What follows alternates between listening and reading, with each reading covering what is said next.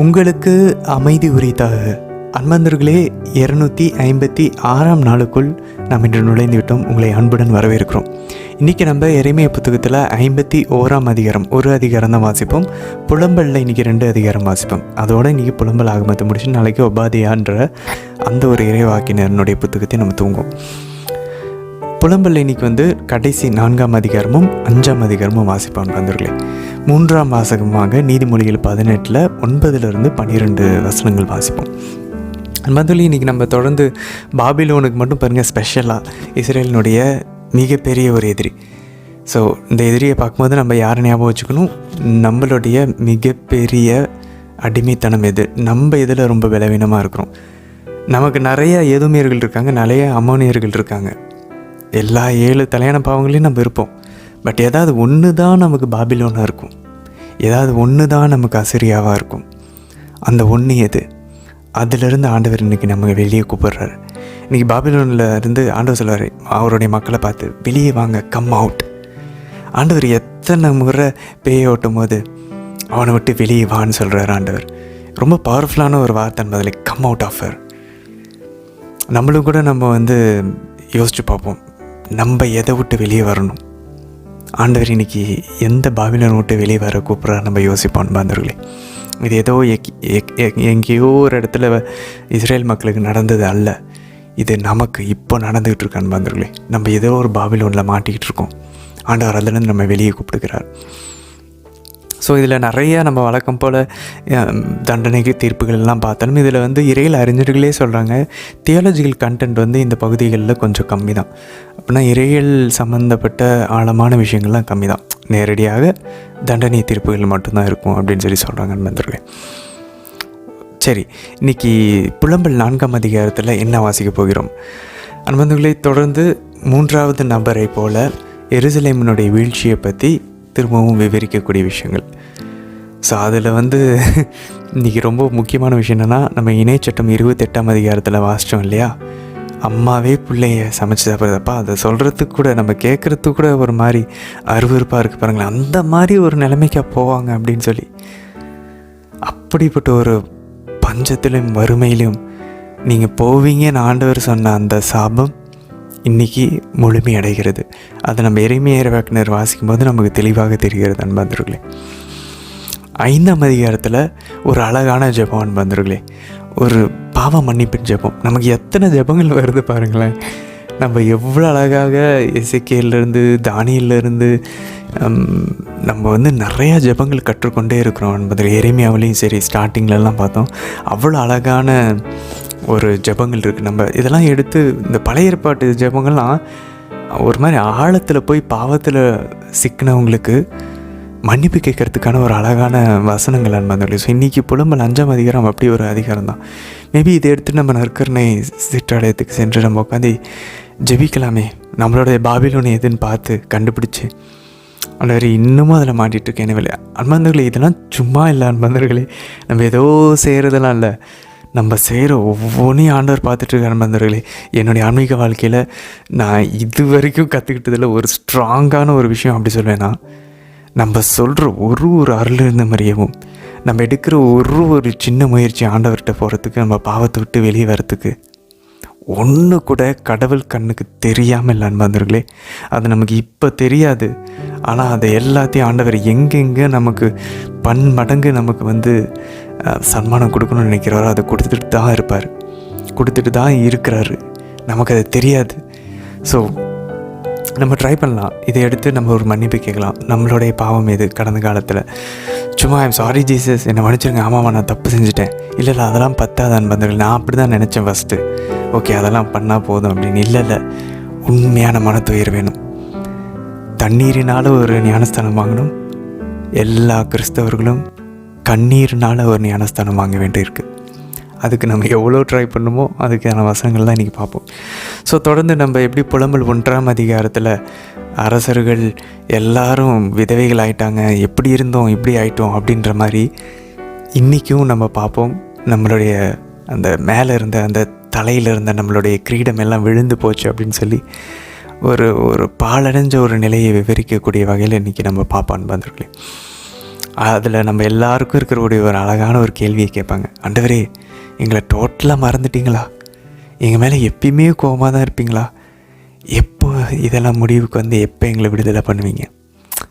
இந்த அழகான ஒரு மனக்குமுறலை இன்றைக்கி நம்ம பார்ப்போம் நண்பர்களே. சரி, இன்றைய தினத்திற்கான விவிலிய வாசப்பகுதிக்குள்ளே நம்ம ஜெபிச்சு உள்ள நுழையலாம் நண்பர்களே. தந்தை, மகன், தூய் ஆவியாரின் பெயராலே ஆமென். தந்தையாம் யாவே இறைவனை அழைத்து ஜெபிப்போம். அருள் நிறைந்த அன்னை மரியே வாழ்க. ஆண்டவரும் உடனே பெண்களுக்குள் ஆசை பெற்றவர் நீரே அம்மா. உம்முடைய திருவயிற்றின் கனியாகி இயேசு கிறிஸ்துவும் ஆசை பெற்றவரே. புனித அன்னை மரியே, இறைவனின் தாயே, பாவிகளாய் இருக்கிற எங்களுக்காக இப்பொழுதும் எங்கள் இறப்பின் வேலையிலும் வேண்டிக் கொள்ளும் அம்மா. ஆமேன். சுதனாகி ஆண்டவர் இயேசுவை அழைத்து ஜெபிப்போம். அருள் நிறைந்த அன்னை மரியே வாழ்க. ஆண்டவரும் உடனே பெண்களுக்குள் ஆசை பெற்றவர் நீரே அம்மா. உம்முடைய திருவயிற்றின் கனியாகிய இயேசு கிறிஸ்துவும் ஆசை பெற்றவரே.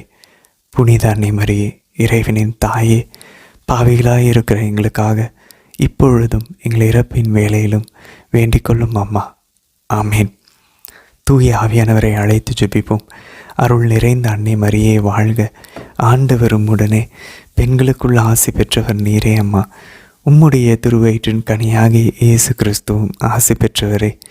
புனித அன்னை மரியே, இறைவனின் தாயே, பாவிகளாய் இருக்கிற எங்களுக்காக இப்பொழுதும் எங்கள் இறப்பின் வேலையிலும் வேண்டிக் கொள்ளும் அம்மா. ஆமேன்.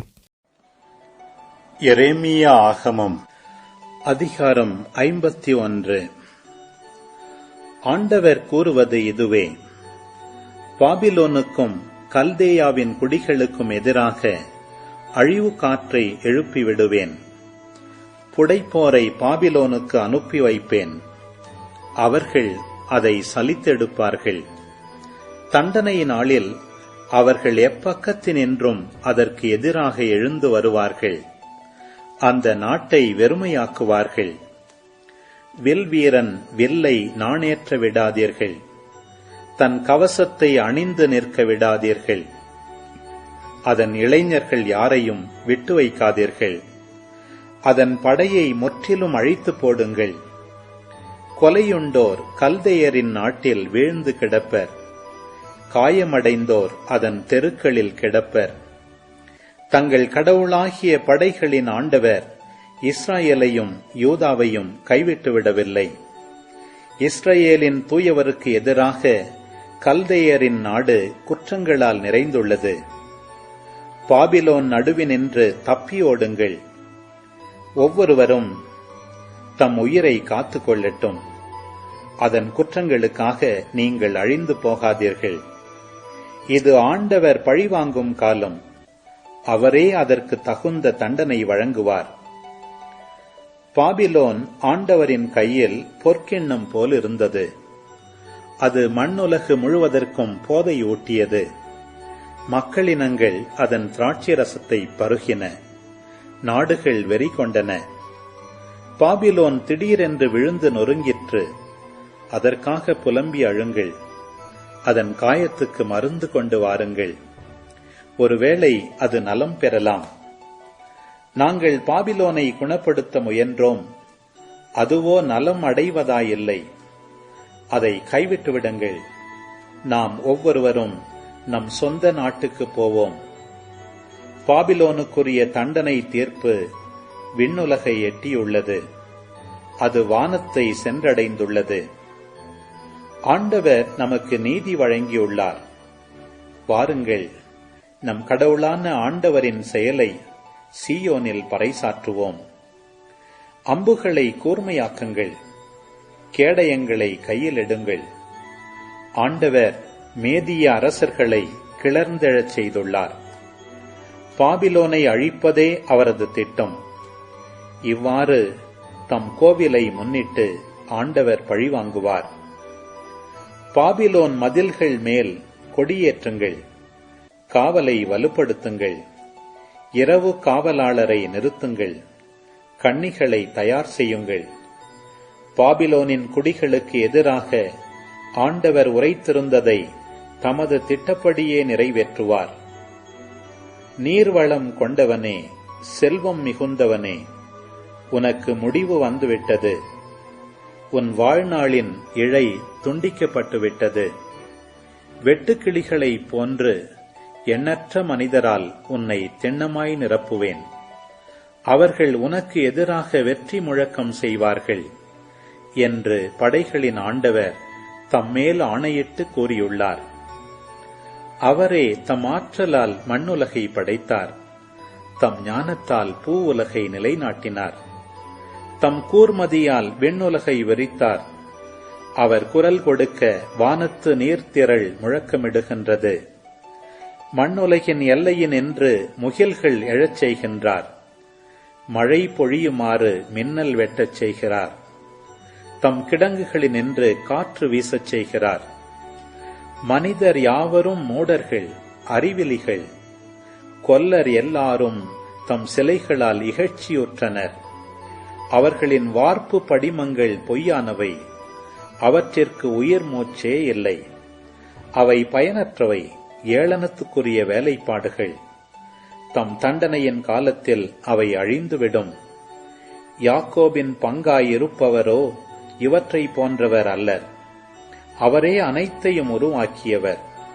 தம் உரிமை சொத்தாகிய இனத்தை உருவாக்கியவரும் அவரே. படைகளின் ஆண்டவர் என்பது அவர் பெயராகும். நீ என் சம்மட்டியும் படைக்கருவியும் ஆவாய். நான் உன்னை கொண்டு மக்களினங்களை நொறுக்குவேன். உன்னை கொண்டு அரசுகளை அழித்தொழிப்பேன். உன்னை கொண்டு குதிரையையும் குதிரை வீரனையும் நொறுக்குவேன். உன்னை கொண்டு தேரையும் தேரோட்டியையும் நொறுக்குவேன்.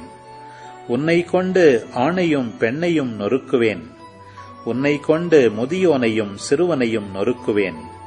உன்னை கொண்டு இளைஞனையும் இளம்பெண்ணையும் நொறுக்குவேன்.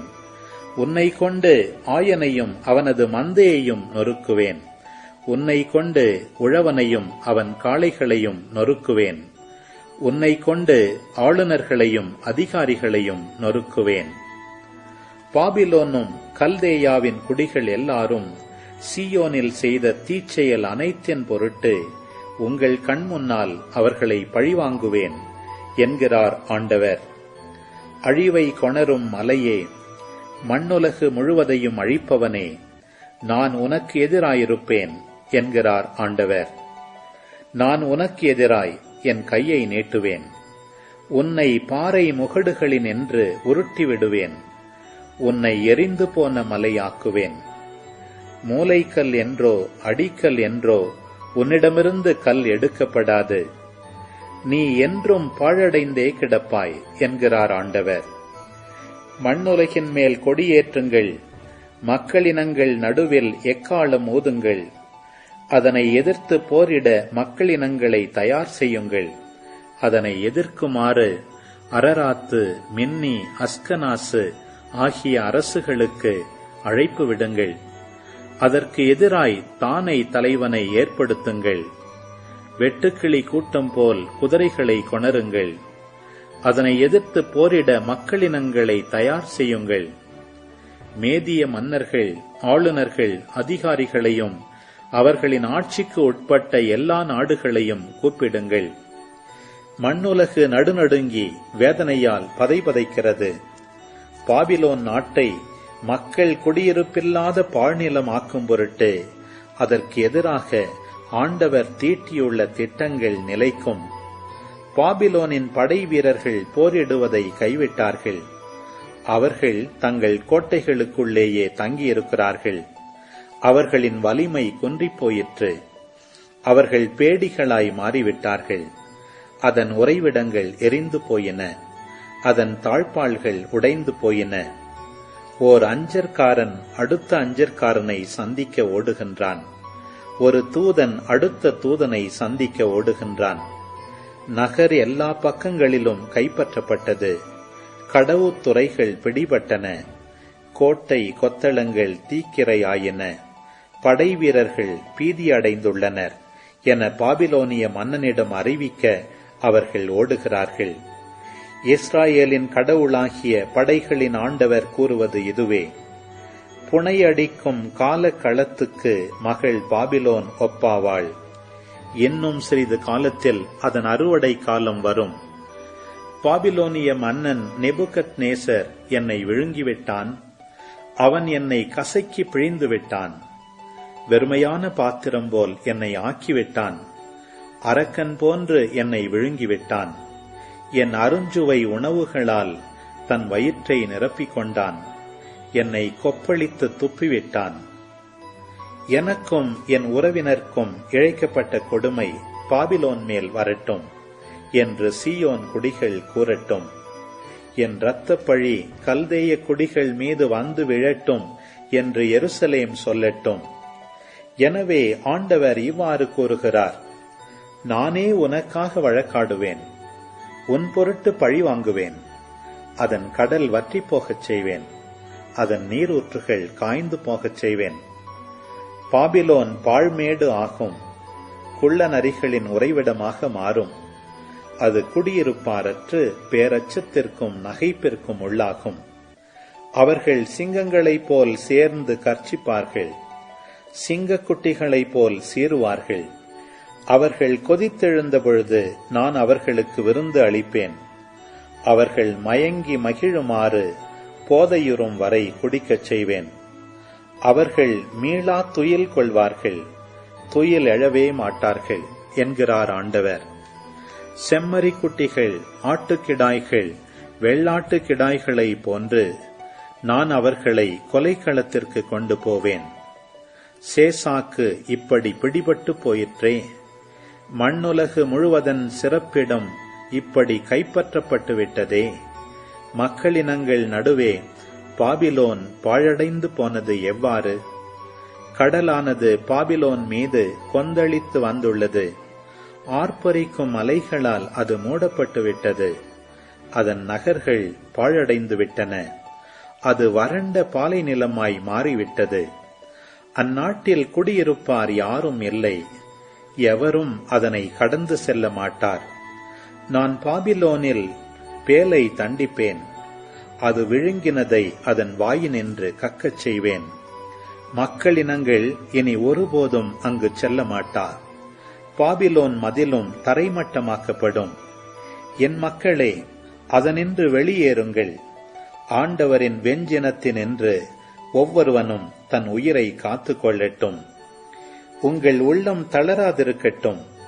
நாட்டில் உலவும் வதந்திகளை கேட்டு கலங்காதீர்கள். ஓராண்டில் ஒரு வதந்தி உலவும், மறு ஆண்டில் மற்றொரு வதந்தி உருவெடுக்கும். நாட்டில் வன்முறை மலியும். ஆளுநன் ஆளுநனுக்கு எதிராய் எழுவான். எனவே நாள்கள் வருகின்றன. அப்பொழுது நான் பாபிலோன் சிலைகளை தண்டிப்பேன். அந்த நாடு முழுவதும் சிறுமையுறும். கொலையுண்டோர் அனைவரும் அதன் நடுவே வீழ்ந்து கிடப்பர். விண்ணுலகும் மண்ணுலகும் அவற்றில் உள்ள அனைத்தும் பாபிலோனை குறித்து மகிழ்ச்சி குரல் எழுப்பும். வடக்கினின்று அழிப்போர் அதை எதிர்த்து வருவர் என்கிறார் ஆண்டவர். பாபிலோனை முன்னிட்டு மண்ணுலகு எங்கும் மக்கள் கொலையுண்டு வீழ்ந்தனர். இஸ்ரவேலில் கொலையுண்டோரை முன்னிட்டு இப்போது பாபிலோன் வீழ்ச்சியுற வேண்டும். வாளுக்கு தப்பியவர்களே, போய்விடுங்கள், நிற்காதீர்கள். தொலையிலிருந்து ஆண்டவரை நினைவு கூறுங்கள். உங்கள் இதயத்தில் எருசலேம் இடம் பெறட்டும். பழிமொழி கேட்டதால் நாங்கள் வெட்கத்துக்கு உள்ளானோம். ஆண்டவரது இல்லத்தின் திரு இடங்களுக்குள் அந்நியர் நுழைந்து விட்டதால் மானக்கேடு எங்கள் முகங்களை மூடிக்கொண்டது. ஆகவே நாள்கள் வருகின்றன என்கிறார் ஆண்டவர். நான் அதன் சிலைகளை தண்டிப்பேன். அந்நாடு எங்கனும் காயப்பட்டோர் குமுறி அழுவர். பாபிலோன் வானம் வரை தன்னை உயர்த்தி கொண்டாலும், தன் உயர்ந்த கோட்டை கொத்தளங்களை வலுப்படுத்திக் கொண்டாலும், அழிப்போரை நான் அதன் மீது அனுப்புவேன் என்கிறார் ஆண்டவர். பாபிலோனிலிருந்து கூக்குரல் கேட்கிறது. கல்தேயரின் நாட்டிலிருந்து பேரழிவின் இரைச்சல் கேட்கிறது. ஆண்டவர் பாபிலோனை அழிக்கிறார். அதன் பெரும் ஆரவாரத்தை அடக்குகிறார். அவர்களின் அலைகள் பெரும் வெள்ளம் போல் முழங்கும். அவர்கள் உரத்த குரலில் ஆரவாரம் செய்வர். அழிப்போன் பாபிலோன் மீதே வந்துவிட்டான். அதன் படை வீரர்கள் பிடிபட்டார்கள். அவர்கள் அம்புகள் முறித்தெறியப்பட்டன. ஆண்டவர் பழிவாங்கும் கடவுள். அவர் திண்ணமாய் பதிலடி கொடுப்பார். அதன் தலைவர்கள், ஞானிகள், ஆளுநர்கள், படைத்தலைவர்கள், படை வீரர்கள் ஆகிய எல்லாரையும் நான் குடிவெறி கொள்ளச் செய்வேன். அவர்கள் மீளா துயில் கொள்வார்கள், துயில் எழவே மாட்டார்கள் என்கிறார் படைகளின் ஆண்டவர் என்னும் பெயர் கொண்ட மாமன்னர். படைகளின் ஆண்டவர் கூறுவது இதுவே: பாபிலோனின் அகன்ற மதில்கள் முற்றிலும் தரைமட்டமாக்கப்படும். அதன் உயர்ந்த வாயில்கள் தீக்கிரையாகும். மக்களின் உழைப்பு வீணாகும். மக்களினங்களின் முயற்சிகள் தீயோடு தீயாகும். யூதா அரசன் செதேக்கியா ஆட்சியேற்ற 4ஆம் ஆண்டில் மாசேயாவின் பேரனும் நேரியாவின் மகனும் அரச பயண விடுதி பொறுப்பாளருமான செராயா செதேக்கியாவோடு பாபிலோனுக்கு சென்றபொழுது இறைவாக்கினர் எரேமியா அவருக்கு கொடுத்த கட்டளை, பாபிலோன் மேல் வரவிருந்த தண்டனைகள் அனைத்தையும், அதாவது பாபிலோன் மேல் குறித்து மேலே குறிப்பிட்ட எல்லாவற்றையும் எரேமியா ஓர் ஏட்டுச் சுருளில் எழுதி வைத்தார். எரேமியா செராயாவிடம் கூறியது: நீ பாபிலோனை அடைந்த பின் இச்சொற்களை எல்லாம் கண்டிப்பாக வாசி. ஆண்டவரே, மனிதரோ விலங்கோ எதுவும் வாழாதபடி என்றும் பாழடைந்து கிடக்கும் அளவுக்கு நீர் அந்த இடத்தை அழிக்கப் போவதாக சொல்லியிருக்கிறீர் எனச் சொல். இச்சுருளை வாசித்து முடித்த பின்னர் அதை ஒரு கல்லில் கட்டி யூப்ரத்தீசு நடுவே எறிந்துவிடு. நான் பாபிலோனுக்கு அளிக்கவிருக்கும் தண்டனைக்கு பின்னர் அது மீண்டும் தலைதூக்க முடியாமல் இவ்வாறே மூழ்கிப் போகும் என்று சொல். எரேமியாவின் சொற்கள் இத்துடன் முற்றும். புலம்பலாகமம் அதிகாரம் 4. ஐயோ, பொன் இப்படி மங்கிப் போயிற்றே, பசும்பொன் இப்படி மாற்று குறைந்து போயிற்றே. திருத்தல கற்கள் தெருமுனை எங்கும் சிதறி கிடக்கின்றனவே. பசும்பொன்னுக்கு இணையான சீயோனின் அருமை மைந்தர் இன்று குயவனின் கைவினையாம் மண்பாண்டம் ஆயினரே. குள்ளநரிகளும் பாலூட்டி தம் குட்டிகளை பேணி காக்கும் பாலை நில தீக்கோழி என என் மக்களாம் மகள் கொடியவள் ஆயினளே. பால்குடி மறவாத மழலைகளின் நாவு தாகத்தால் அன்னத்தில் ஒட்டிக்கொள்ளும். பச்சிளங்குழந்தைகள் கெஞ்சுகின்ற உணவுதனை அளித்திடுவார் யாருமிலர். சுவை உணவு அருந்தினோர் நடுத்தெருவில் நலிகின்றனர். பட்டுடுத்தி வளர்ந்தோர் குப்பை மேட்டில் கிடக்கின்றனர். ஒருவரும் கை வைக்காமல் நொடி பொழுதில் வீழ்ச்சியுற்ற சோதோமின் பாவத்தை விட என் மக்களாம் மகளின் குற்றம் பெரிதாமே. அவள் இளவரசர் பனியினும் தூயவராய், பாலினும் வெண்மையராய், பவளத்தினும் சிவந்த மேனியராய், நீலமணி கட்டழகராயிருந்தனர். இப்பொழுதோ அவர்கள் தோற்றம் கரியினும் கருமையானது. அவர்களை தெருக்களில் அடையாளம் காண இயலவில்லை. அவர்கள் தோல் எலும்போடு ஒட்டியிருந்தது. காய்ந்த மரம் போல் அது உலர்ந்து போனது. பசியினால் மாண்டவர்களினும் வாளினால் மாண்டோர் நற்பேறு பெற்றோர். ஏனெனில் முன்னையோர் வயல் தரும் விளைச்சலின்றி குத்துண்டவர் போல் மாய்ந்தனர். இறங்கும் பெண்டிரின் கைகள் தம் குழந்தைகளை வேக வைத்தன. என் மக்களாகிய மகள் அழிவுற்ற போது பிள்ளைகளே அன்னையர்க்கு உணவாயினர். ஆண்டவர் தம் சீற்றத்தை தீர்த்து கொண்டார். தம் கோப கனலை கொட்டினார். சீயோனில் நெருப்பை மூட்டினார். அது அதன் அடித்தளங்களை விழுங்கிற்று. பகை வரும் எதிரிகளும் எருசலேம் வாயில்களில் நுழைவர் என்று மண்ணுலகின் மன்னரோ பூவுலகில் வாழ்வோரோ நம்பவில்லை. நகரின் நடுவே நீதிமானின் ரத்தம் சிந்திய இறைவாக்கினரின் பாவமும் குருக்களின் குற்றமுமே இதற்கு காரணமாம். அவர்கள் குருடரென தெருக்களில் தடுமாறினர். அவர்கள் மீது இரத்தக்கரை எவ்வளவு படிந்திருந்ததெனில் அவர்கள் ஆடைகளை கூட எவராலும் தொட இயலவில்லை. விலகுங்கள், தீட்டு, விலகுங்கள், விலகுங்கள், தொடாதீர்கள் என்று அவர்களை பார்த்து கூவினார்கள். அவர்கள் அகதிகளாய் அலைந்து திரிந்தார்கள். இனி நம்மிடம் குடியிரார், இனி எம்மிடையே தங்கக்கூடாது என்று வேற்றினத்தார் கூறினர். ஆண்டவரே தம் முன்னிலையின் என்று அவர்களை சிதறடித்தார். இனி அவர்களை கண்ணோக்க மாட்டார். குருவை மதிப்பார் இல்லை, முதியோர்க்கு இறங்குவார் இல்லை. உதவியை வீணில் எதிர்பார்த்து எம் கண்கள் பூத்துப் போயின. எம்மை விடுவிக்க இயலாத நாட்டினர்காய் கண் விழித்து காத்திருந்தோம். எம் நடமாட்டம் கவனிக்கப்பட்டது. எம் தெருக்களில் கூட எம்மால் நடக்க முடியவில்லை. எம் முடிவு நெருங்கிவிட்டது. எம் நாள்கள் முடிந்துவிட்டன. எம் முடிவு வந்துவிட்டது. வானத்து பருந்துகளிலும் விரைவாய் எம்மை துரத்துவோர் வருகின்றனர். மலைகளில் எங்களை துரத்தி வந்தார்கள். பாலையில் எங்களுக்காய் பதுங்கியிருந்தார்கள். ஆண்டவரின் திருப்பொழிவு பெற்று எம் உயிர் மூச்சாய் திகழ்ந்தவர் அவர்கள் வெட்டிய குழியில் வீழ்ந்தனர்.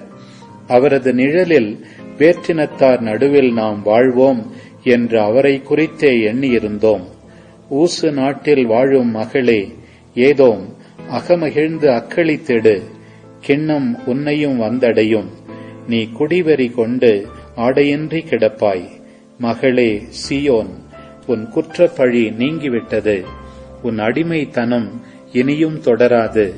மகளே ஏதோம், உன் குற்றத்திற்காக நீ தண்டிக்கப்படுவாய். உன் பாவங்கள் வெளிப்படுத்தப்படும்.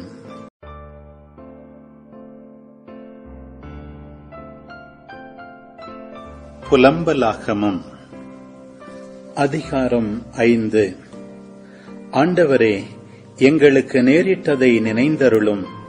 எங்கள் அவமானத்தை கவனித்துப் பாரும். எங்கள் உரிமை சொத்து அந்நியர் கைவசம் ஆயிற்று. வீடுகள் வேற்று நாட்டினர் கைக்கு மாறிற்று. நாங்கள் தந்தையற்ற அனாதைகள் ஆனோம். எங்கள் அன்னையர் கைம்பெண்டிராயினர். நாங்கள் தண்ணீரை விலைக்கு வாங்கி குடிக்கிறோம். விறகையும் பணம் கொடுத்தே வாங்குகிறோம். கழுத்தில் நுகத்தோடு விரட்டப்படுகிறோம். சோர்ந்து போனோம். எங்களுக்கு ஓய்வே இல்லை. உணவால் நிறைவு பெற எம் கையை எகிப்தியர் அசீரியரிடம் நீட்டினோம். பாவம் செய்த எம் தந்தையர் மடிந்து போயினர். நாங்களோ அவர்கள் குற்றப்பழியை சுமக்கின்றோம். அடிமைகள் எங்களை ஆளுகின்றார்கள்.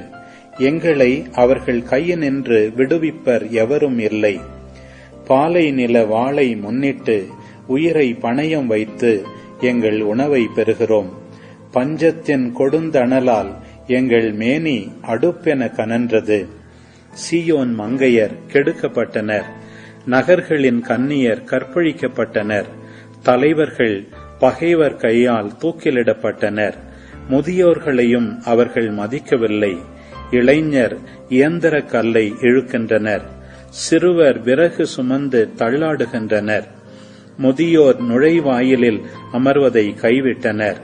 இளையோர் இசை மீட்டலை துறந்துவிட்டனர். எங்கள் இதயத்தின் மகிழ்ச்சி ஒழிந்தது.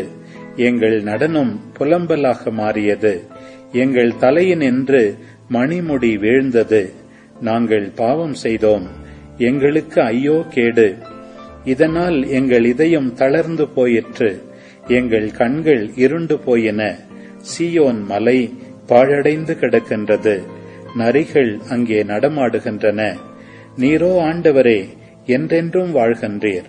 உமது அரியணை தலைமுறை தலைமுறையாய் உள்ளதாமே. ஆண்டவரே, தொடர்ந்து எங்களை மறந்தது ஏன்? இத்துணை காலமாய் எங்களை கைவிட்டது ஏன்? ஆண்டவரே, எம்மை உம்பால் திருப்பியருளும். நாங்களும் உம்மிடம் திரும்புவோம். முற்காலத்தே இருந்தது போல எம் நாள்களை புதுப்பித்தருளும். எங்களை முற்றிலும் தள்ளிவிட்டீரோ? எங்கள் மேல் இத்துணை வெஞ்சினம் கொண்டீரே. நீதிமொழிகள் அதிகாரம் 18. தன் வேலையில் சோம்பல் அடைகிறவன் அழிவை உண்டாக்குகிறவருக்கு உடன் பிறந்தவன். ஆண்டவரது திருப்பெயர் உறுதியான கோட்டை. அவருக்கு அஞ்சி நடப்பவர் அதனுட் சென்று அடைக்கலம் பெறுவார். செல்வர் தம் செல்வத்தை அரண் என்றும் உரமான மதில் என்றும் எண்ணிக்கொள்கிறார். முதலில் வருவது இருமாப்பு, அதனை அடுத்து வருவது அழிவு. மேன்மை அடைய தாழ்மையே வழி. ஆமீன். ஆண்டவரே, இந்த நாளுக்கான இந்த அழகான இறைவார்த்தை பகுதிகளுக்காக நன்றி செலுத்துகிறோம் அப்பா. ஆண்டவரே, நாங்களும் பல தேசங்கள்னால அடிமைத்தனப்படுத்தப்பட்டிருக்கிறோம் அப்பா. பெருமையினால், பொறாமையினால், பேராசையினால், பெருந்தீனினால், கோபத்தினால், காமத்தினால், சோம்பேறித்தனத்தினால. ஆண்டவரே, எங்களுக்கு அதில் முக்கியமான ஒரு பாபிலோன் உண்டு ஆண்டவரே. எங்களை அதுலேருந்து எப்போ வெளியே கொண்டு வருவீங்க அப்பா?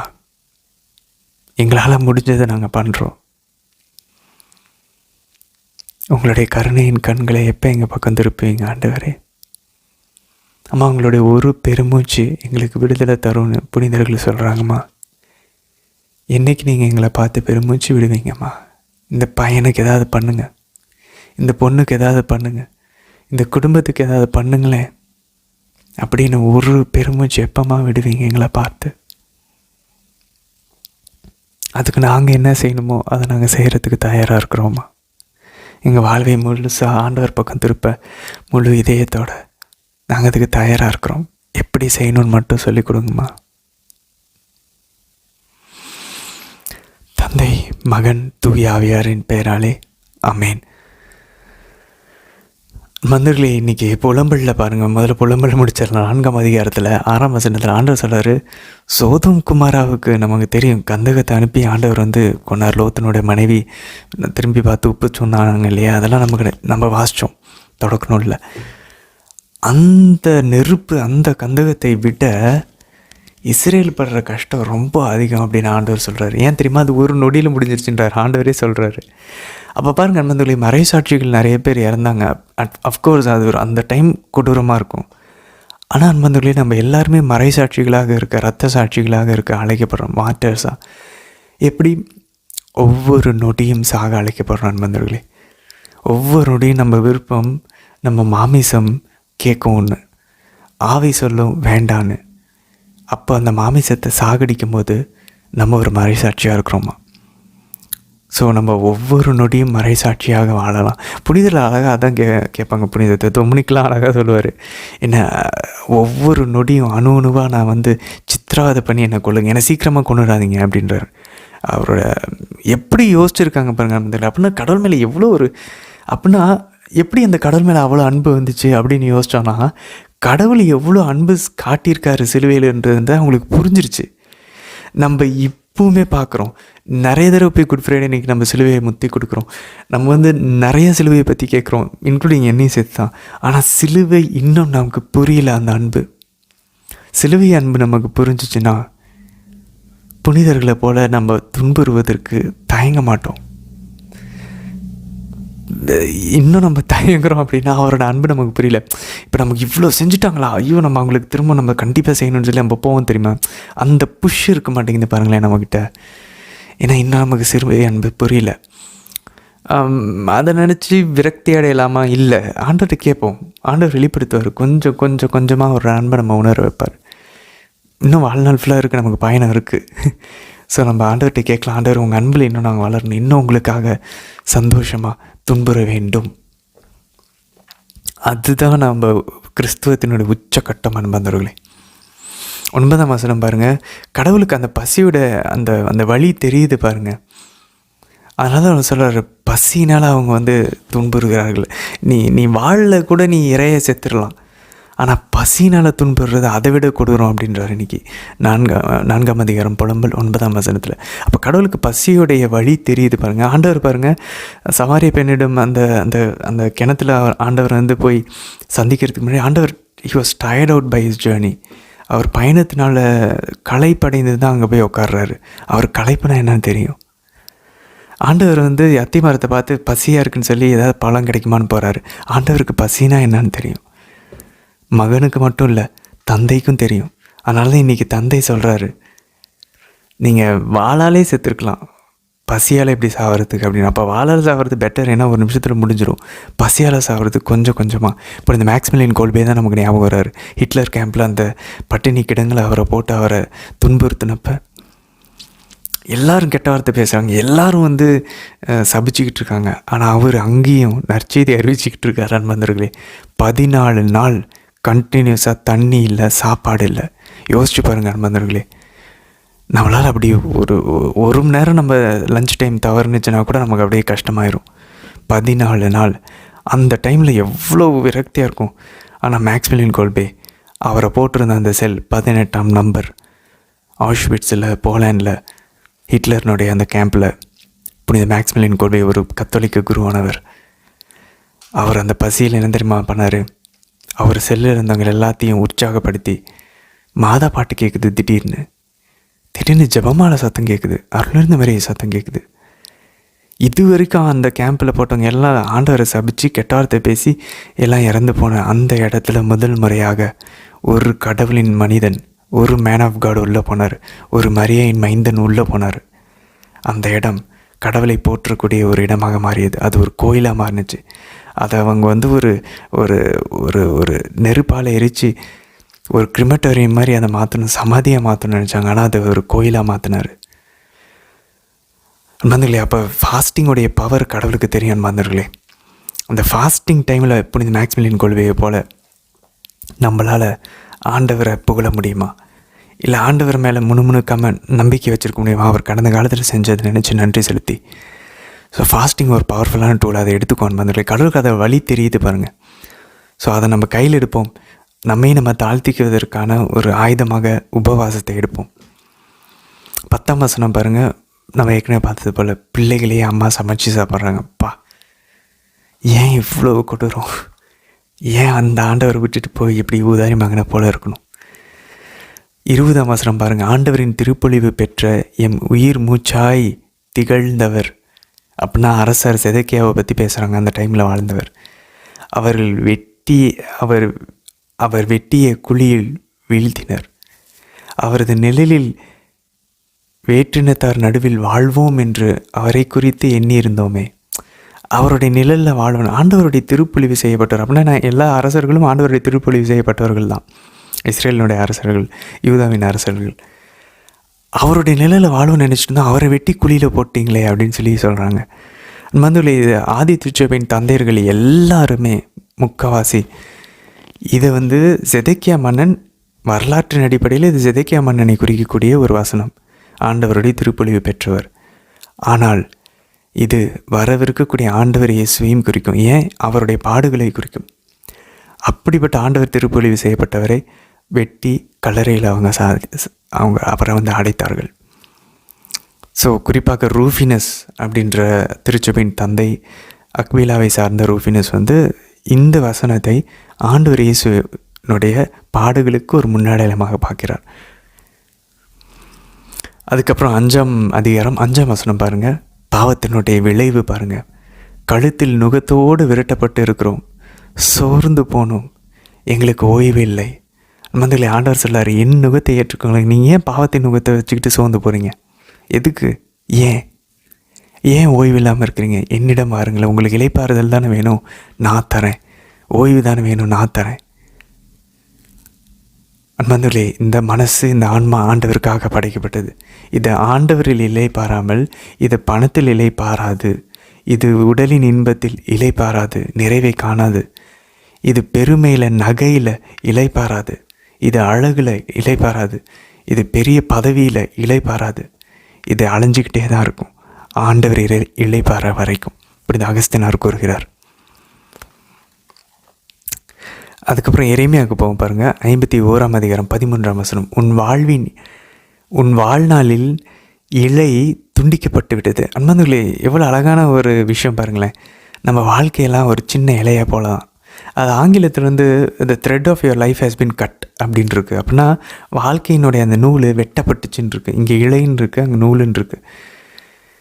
ஸோ 2 வகையில் ட்ரான்ஸ்லேட் பண்ணுறான் போல். எனக்கு அதில் எபிரேய ஒளியில் பார்த்தா அதுக்கு கரெக்டான ஒரு வார்த்தையை கண்டுபிடிக்க முடியல நண்பர்களே. பட் எதுவாக இருந்தாலும் சரி, இலையை போல், நூலை போல் நம்மளோட வாழ்வு உண்டு. ஆனால் இதுக்குள்ளே எவ்வளோ சண்டை போட்டுக்கிட்டு எதுக்கு பின்னாடி ஓடிட்டுருக்கோம் பாருங்களேன். நம்ம அந்த இதில் பார்த்தோம் இல்லையா, பிரசங்கியில், எல்லாமே வீண், எல்லாமே வீண், எதுக்கு இது பின்னாடி ஓடிட்டுருக்கோன்னே தெரியாமல் ஓடிட்டுருக்கோம். 36ஆம் வசனம் பாருங்கள். நானே உனக்காக வழக்காடுவேன், உன் பொருட்டு பழி வாங்குவேன். மனுகளே, ரோமையர் 12ஆம் அதிகாரம் 19ஆம் வசனமும் புதிய ஏற்பாடு இதான் சொல்லுது, பழி வாங்குதல் என்னுடையது, என்கிட்ட விட்டு நான் மறுமொழி கொடுப்பேன். மனுகளே, நம்மளும் இஸ்ரேல் மக்களை போல தாழ்ச்சி ஆண்டவருடைய அந்த துன்பங்களை நம்ம அமைதியை ஏற்றுக்கொண்டு நம்ம பழி வாங்காமல் இருந்தோன்னா, ஆண்டவர் பழி வாங்குறாருந்தாலே, நானும் பர்சனலாக இதை நான் ஒருத்தர் பர்சனலாகவும் நான் அனுபவிச்சிருக்கிறேன். நம்ம அவங்கள மன்னிச்சுட்டு போகும்போது ஆண்டவர் இறங்கி என்ன செய்யணுமோ நமக்கு நீதியை வழங்குவார். நம்ம இறங்கி பண்ணோன்னா நம்ம தான் இறங்கி பண்ணுவோம். ஆனால் கடவுளை இறங்கி பண்ண விட்டோம்னு வச்சுக்கோங்களேன், அது வேறு லெவலில் இருக்கும். அப்படின்னா மற்றவங்க அழிவாங்கன்னு சொல்ல வரல, அழகாக நமக்கான தேவையான நீதியை நமக்கு வழங்குவார். நம்ம அதை கண் கூட பார்க்கலாம். ஒரு பெரிய கூட்டத்துக்கு முன்னாடி நான் அதை பார்த்துருக்கேன், ஒரு நபர்கிட்டையும் அதை நான் பார்த்துருக்கேன். வந்திருக்கேன், பழி வாங்குதல் கடவுளுடையது, மறந்துடவே கூடாது. அவர் நமக்காக வழக்காடுவார், அவர் நம் பொருட்டு பழி வாங்குவார். நம்ம செய்ய வேண்டியது நம்மளுடைய எதிரியையும் அன்பு செய்ய வேண்டும், அவர்கள் நல்லா இருக்கணும்னு ஜெபிக்கணும், அவ்வளோதான். அவங்களுக்கு உதவி செய்யணும். 45ஆம் வசனம் பாருங்கள். என் மகளே, அது நின்று வெளியேறுங்கள். இதுதான் அந்த முக்கியமானது. Come out of Babylon, come out of Babylon. அது நின்று வெளியேறுங்கள். ஆண்டவரின் வெஞ்சினத்தில் நின்று ஒவ்வொருவரும் தன் உயிரை காத்து கொள்ளுங்கள். மந்தங்களே, ஆண்டவர் இஸ்ரேல் மக்களை எகிப்திலிருந்து வெளியே கொண்டு வந்தார், பாபிலோன்லேருந்து வெளியே கொண்டு வந்தார். நமக்கு எது எகிப்து பாபிலோன்னு பார்க்கணும் மந்தங்களே. ஃபஸ்ட்டு துவக்க வரையில் சொன்னது போல தான், நம்ம வெளியே வரணும்னா அதற்கான பரிகாரத்தை செய்ய ஆரம்பிக்கணும். ஒரு டைம் வரும் அன்பந்தர்களே, நம்ம பரிகாரம் செஞ்சுட்டு இருக்கும்போது ஆண்டவர் ஒரு நாள் சொல்லுவார், வெளியே வா லாசரே, உன் கல்லறையை விட்டு வெளியே வா. அந்த நாள் வரும் அன்பந்தர்களே, நம்மளுடைய கல்லறையை விட்டு நம்ம வெளியே வருவோம். அது வரைக்கும் ஆண்டவர் அதான் சொல்கிறார், இறுதி வரை நிலைத்திருப்பவனே மீட்பு அடைவான். பர்சிவேர் அன்டில் த எண்ட். ஏன் சாகிற வரைக்கும் பரிகாரம் செய்யணுனாலும் செஞ்சுட்டு தான் இருக்கணும். ஆண்டவர் கடைசியாக நம்மளை கல்லறையை விட்டு வெளியே வர வைப்பார், நம்மளுடைய பாவத்தின் அடிமைத்தனத்தை விட்டு, நம்ம பிரச்சனையை விட்டு. அது வரைக்கும் தொடர்ந்து ஜெபமாலைகள், திருப்பலிகள், பைபிள் வாசிக்கிறது செஞ்சுக்கிட்டே தான் இருக்கணும். கன்ஃபெஷன் போயிட்டே தான் இருக்கணும். ஒரே பாவத்தையா போய்கிட்டு தான் இருக்கணும், வேறு வழி இல்லை. 9ஆம் வசனம் நீதிமொழிகள் 18ஆம் அதிகாரத்தில் பாருங்கள். தன் வேலையில் சோம்பல் அடைகிறவன் அழிவை உண்டாக்குகிறதற்கு உடன் பிறந்தவன். அனுபவங்களே, நம்மளை இந்த கடவுளை நம்புறவங்களாம் நம்மளை பார்த்து என்ன சொல்லுவாங்க, எல்லாமேலாம் கடவுள்லாம் வந்து பண்ண மாட்டாரியா, நீங்கள் தான் பண்ணணுன்னுவாங்க. இல்லை, பைபிள் அப்படி சொல்ல கிடையாது. நீங்கள் புரிஞ்சிருக்கிற கடவுள் தப்பு. கடவுளை நம்புறவங்க யாரும் வேலை செய்யாமல் சோம்பேறியாக இருக்கணும், ஜெபிச்சா கடவுள் கொடுப்பாருன்னு சொல்ல வரல. அஃப்கோர்ஸ் ஜெபிச்சா கடவுள் கொடுப்பார், அது வேறு, அது அவர் நம்ம விசுவாசத்தை எதிர்பார்க்குற விஷயம் அந்த இடத்துல. ஆனால் ஜென்ரலாக நார்மலாக ஆண்டவர் இயேசு என்ன சொல்கிறார், என் தந்தை வேலை செஞ்சிட்ருக்கார், நானும் வேலை செய்கிறேன். இது பவுல் என்ன சொல்கிறார், உழைக்காதவன் உண்ணலாகாதுன்றார். So Bible is very clear. சோம்பேறியாக இருக்க சொல்ல பைபிள். ஆனால் அதே நேரத்தில் அப்போ நான் இதை எப்படி அணுகிறது அப்படின்னு சொல்லி பார்த்தோன்னா நண்பர்களே, சில விஷயங்கள் ஆண்டவர் வந்து நம்மளை நம்பிக்கையோட காத்திருக்க சொல்லுவார், வெயிட் பண்ணுவார், அதெல்லாம் வேறு. ஆனால் ஜென்ரலாக நம்மளுடைய கடமையை நம்ம செய்ய வேண்டியிருக்காங்க நண்பர்களே. ஸோ இதை எப்படி பண்ணலாம், எப்படி கண்டுபிடிக்கலாம் அப்படின்னாக்க, what is God's will for me in the moment, இந்த நொடி எனக்கான கடவுளுடைய விருப்பம் என்ன, அதை நம்ம செய்ய அழைக்கப்பட்டிருக்கோம் நண்பர்களே. ஸோ சில சமயம் நம்ம என்ன சொல்லுவார், போய் இப்போ ஜெபி, வேலையை நிறுத்து, இது கடவுளுடைய திருவிழமாக நமக்கு இருக்கலாம். இல்லை சில சமயம் ஆண்டவர் என்ன சொல்லுவார், இல்லை இப்போ நாளைக்கு எக்ஸாம் இருக்குன்னு வச்சுக்கோங்க. இப்போ இந்த இன்னாசியார் சொல்லுவார், நாளைக்கு எக்ஸாம் இருக்குது, இன்றைக்கி தான் அப்படியே பைபிள் மேலே செமையாக ஆர்வம் வரும் அப்படின்னா அது சாத்தானிடமிருந்து வருதுன்னு அர்த்தம். இப்போது சில விஷயங்கள் நல்ல விஷயமா இருக்கும், ஆனால் அது சரியான நேரத்தில் சரியான விஷயமா இருக்காது. It may be good thing, but it's not the right thing to do at that moment. அப்போது நம்ம என்ன பண்ணணும், எனக்கு இப்போ கடவுளுடைய விருப்பம் என்ன, இப்போ எனக்கு வந்து பாத்திரம் கழுவுறதா, அதை தான் நான் செய்யணும். சரி, அதுக்கப்புறம் ஜெபமாலை ஜெபிக்கிறதா, அப்போது அதை தான் நான் செய்யணும். ஸோ அந்த டைமில் அந்த நொடி எனக்கு கடவுளுடைய விருப்பம் என்ன. ஸோ ஆக்டிவாக நம்ம ஆவியானவரோடு சேர்ந்து மாதாவோடு சேர்ந்து கடவுளுடைய விருப்பம் என்னன்னு சொல்லி கண்டுபிடிச்சி அதை செஞ்சுக்கிட்டு இருக்கணும் அன்பந்தோடைய, அவ்வளோதான். இதுதான் சில சமயம் என்ன சொல்லுவார், இல்லை வெயிட் பண்ணி இப்போ நீ அமைதியாக வந்து என் நற்கனி பிரசன்னத்தில் உட்கார், அவ்வளோதான், அதுதான் வேலை. ஸோ இதுதான் நம்ம வந்து ஒரு விசுவாச வாழ்க்கை, ஆன்மீக வாழ்க்கை, கிறிஸ்துவ வாழ்க்கைன்னு சொல்கிறோம். எப்பயுமே அமைதியாக ஜெபிச்சுக்கிட்டே இருக்கணும், நான் எதுவுமே செய்ய மாட்டேன், கடவுள் எனக்கு கொடுப்பாரு அப்படின்னு சொல்ல வரல. கடவுள் அதை செய்ய சொன்னார்னா அதை செய்யணும். சில சமயம் அமைதியாக உட்காந்து ஜெபிக்கணும், அதை அவர் கொடுப்பாரு, அதுவும் ஒரு வேலை தான், ஜெபிக்கிறதும் ஒரு வேலை தான். பட் அதுக்காக எப்பயுமே அதை தான் செய்யணும்னு சொல்ல வரல. ஸோ சோம்பேறியாக இருக்கணும்னு பைபிள் சொல்ல வரல. நம்ம எதுவுமே செய்யக்கூடாது, கடவுள் எல்லாமே செய்வாருன்றதும் பைபிள் சொல்ல கிடையாது. சரி, 11ஆம் வசனம் பாருங்கள் நண்பர்களே. 18ஆம் அதிகாரம் 11ஆம் வசனம், நீதிமொழிகள். செல்வர் தம் செல்வத்தை அரண் என்றும் உரமான மதில் என்றும் எண்ணிக்கொள்கின்றனர். நண்பர்களே, இதனால் ஆண்டவர் சொல்கிறார், ஊசியின் காதில் ஒட்டகம் நுழைஞ்சாலும் கூட செல்வர்கள் விண்ணகத்துக்குள்ளே நுழைய முடியாதுன்னு. அப்படின்னா செல்வம் வச்சுருக்கிறத ஆண்டவர் தப்புன்னு சொல்லலை, நம்ம மனசதில் வச்சுருக்கிறது திரும்ப திரும்ப தான் நான் பார்க்குறோம். இது குறிப்பாக பணம் வந்து நமக்கு கரெக்டாக தேவைக்கு இருக்கிற போது இது பிரச்சனையாகவே இருக்காது நண்பர்களே. கொஞ்சம் எக்ஸஸாக நம்ம சேர்த்து வைக்க ஆரம்பிச்சிட்டோம் வச்சுக்கோங்களேன், இந்த கலை உள்ளே வர ஆரம்பிச்சிடும். அடிக்கடி இந்த கலையை வெளியே எடுத்துக்கிட்டே இருக்கணும். எப்படி எடுக்கணும்? ஈஸியான ஒரு வழி. நான் திரும்ப திரும்ப சொல்ல, இது வந்து நம்ம எந்த ஒரு பொருளாதார ஆசையோடையும் நம்ம சொல்கிறது கிடையாது. நீங்கள் யாருக்கோ எங்கேயோ போய் கொடுங்க, பட் ஸ்டார்ட் கிவிங் டைத். 10ல் ஒரு பங்கு கொடுக்க ஆரம்பிங்க. உங்களுக்கு கோயிலுக்கு கொடுக்க பிடிக்கலையா, உங்கள் பங்கில் கொடுக்க பிடிக்கலையா, ஃபைன், ஏதோ ஒரு முதிய இல்லத்துக்கு போய் கொடுங்க. உங்களுக்கு அது பிடிக்கல, யாருக்காவது பைபிள் வாங்கி கொடுங்க, நீங்களே யாராவது ஏழைகளுக்கு போய் கொடுங்க, எது வேணால் பண்ணலான்னு நண்பர்களே. பட் நீங்கள் அதை கொடுக்கும்போது என்ன தெரியுமா ஆகுது, நீங்கள் அதுக்கு அடிக்டடாக இருக்க மாட்டீங்க அந்த பணத்துக்கு. இந்த பணம் ரொம்ப ரொம்ப ரொம்ப ரொம்ப ரொம்ப ஒரு ஒரு ஒரு ஒரு அப்படியே நுணுக்கமாக அது ஒரு விஷமாட்டம் உள்ளே நுழைஞ்சிரும் நண்பர்களே. ரொம்ப ரொம்ப கேர்ஃபுல்லாக இருக்கணும் இந்த பணத்தில். அதனால தான் நீங்கள் 10ல் ஒரு பங்கு கொடுக்கும்போது என்ன தெரியுமா ஆகும், நம்ம அதுக்கு அடிக்டடாகவே இருக்க மாட்டோம். ஏன்னா கொடுக்க பழகிறோம். ஃப்ரீயாக அந்த நமக்கு கிடைச்ச அந்த பணத்தை கொடுக்கும்போது, கடவுள் நமக்கு கொடுத்தாருன்னு சொல்லி நம்ம அதை அங்கீகரித்து கொடுக்கும்போது நம்ம அதுக்கு அடிக்டடாக இருக்க மாட்டோம். அந்த மாதிரி ஏழைகளுக்கு கொடுக்க திருச்சபைக்கு கொடுக்க அந்த தலக்கணம், அந்த பேராசை, நான் தான் சம்பாரிச்சேன்றது, இந்த எண்ணங்கள்லாம் வரவே வராது. ஸோ இதெல்லாம் ஒரு அழகான ஒரு வழி. நம்ம செல்வத்தின் மீது நம்ம அதை அரணாகவும் ஒரு மதிலாகவும் நம்ம வந்து எண்ணாமல் இருக்கிறதுக்கு இதெல்லாம் ஒரு அழகான வழி நண்பர்களே. சரி நண்பர்களே, தொடர்ந்து பயணிக்கலாம். நாளை தினத்திற்கான வீடியோவில் சந்திக்கலாம். ஆமேன்.